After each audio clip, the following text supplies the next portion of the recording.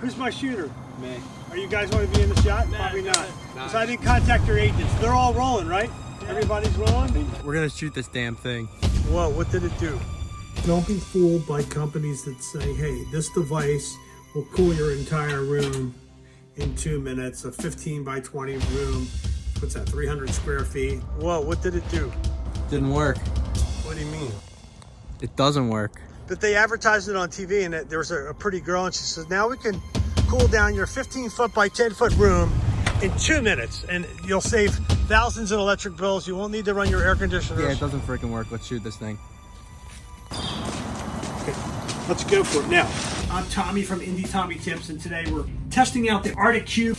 When you get this thing, I put some ice in this bag, and whatever, you get this literature, Arctic Cube literature.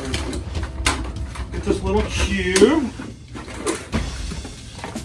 6 inches by 7 inches. You pour water inside a little tray in this device, and you put ice cubes, and you cool this other thing, and it's BS, they lied.